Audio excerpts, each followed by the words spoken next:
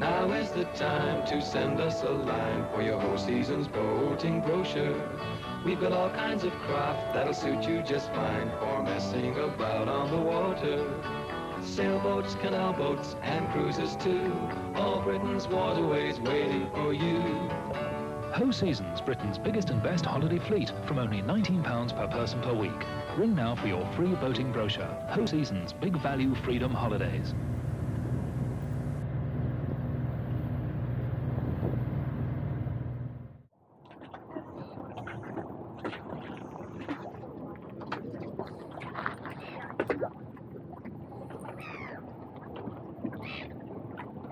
Right, I've finally made it to St Benet's Abbey, as you can see behind me there. Rivers are absolutely mad. I've never known it this busy, to be honest. So I'll, when it's calmed down, not so busy, I'll bring out the 360 camera and we'll take a couple of shots around it. We'll look at all the architecture, and then later on, when it's sunset, I'm going to bring the drone out, hopefully.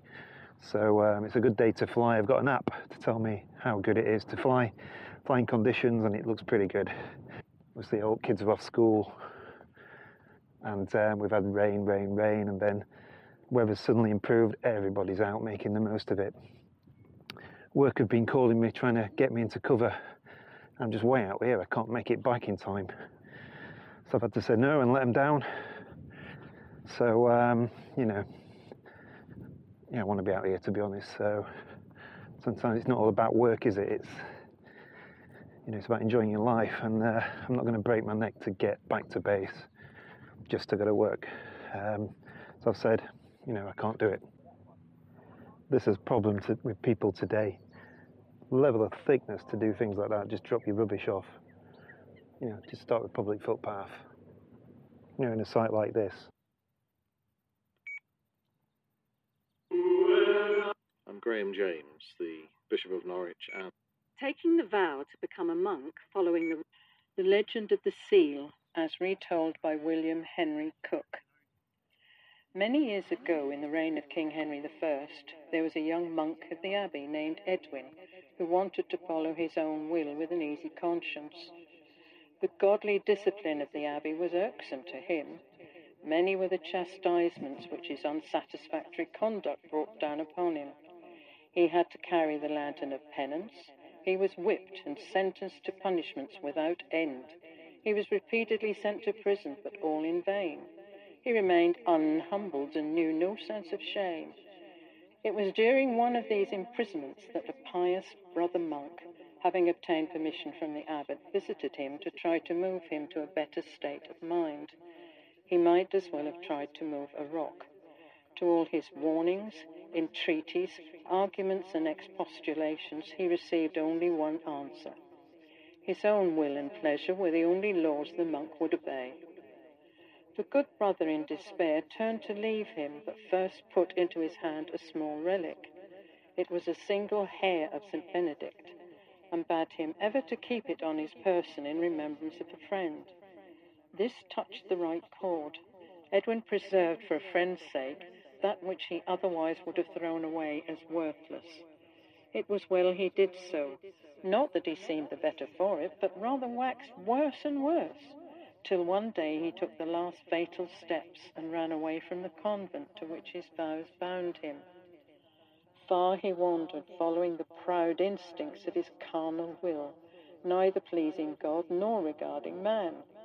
It so happened that as he journeyed on, footsore and weary, a gallant knight mounted on a noble steed overtook him. "Weary monk, whither goest thou?" said an insinuating voice. "I go no whither," replied Edwin. "Then follow me," said the stranger.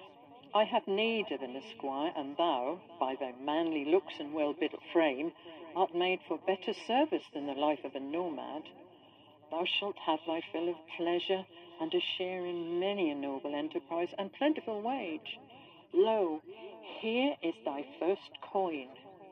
Edwin gazed on the heavy purse which the strange knight held towards him. "I will serve thee," said Edwin, taking the purse. As he did so, for the first time he beheld the countenance of the stranger. It was that of a hideous dragon. Edwin dropped the purse and cried out in terror. "Ha ha! It is too late," said the fiend triumphantly. "Thou hast taken the coin. Thou promised to serve me. Thou shalt follow thy will, for thy will is my will." He then seized the monk with an irresistible grasp. At that instant, a sword thrust and pierced the dragon, from whose armour there flowed a shower of sparks and fire. With a howl of rage, the fiend vanished. Swooning with fear, Edwin could just distinguish in front of him a bright figure in a close vest and gown. A lofty cap was seen issuing out of a coronet. In his right hand was a great broadsword. Then he heard a sweet voice saying, "Those that bear about with them a remembrance of me, I remember, but thou must return and do the will of God, lest worse befall thee." It was St. Benedict, and the relic given to him by a pious brother had saved him. So Edwin returned to the Abbey and became obedient to his vows.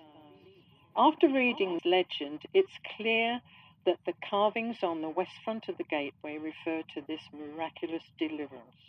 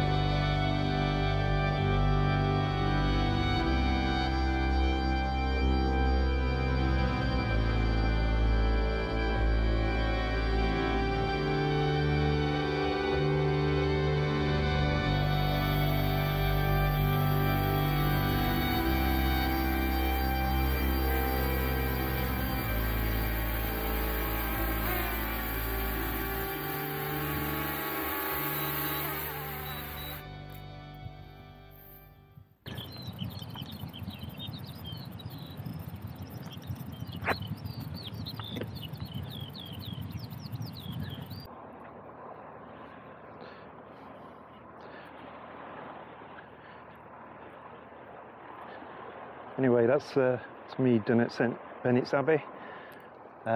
Beautiful morning. Going to head back to base now slowly. Don't know whether to stay at How Hill again or just go back to base, have a shower. But what I'm thinking of doing is just pop into Walcott for some fish and chips maybe. I'm going to treat myself a little bit. So that's what I might do today.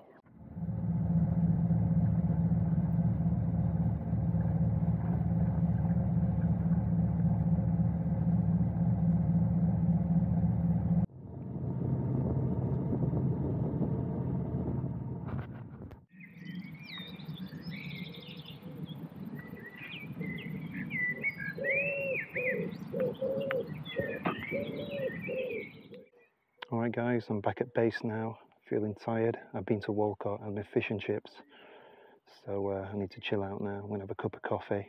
I've got to fasten the boat up, make sure it's all secure, and then get off home, and then I can plan my next video. I'll show you Walcott next time because I'm planning on walking from Sheringham to Stalham, all along the coastline, which is probably 34 mile maybe, so that's what we're planning soon. So if you can do me a massive favour, if you can like this video and subscribe. I'm trying to reach 1,000 subscribers. I'm a long way off yet. If you can just hit that for me, that'd be fantastic. I promise to make some decent videos.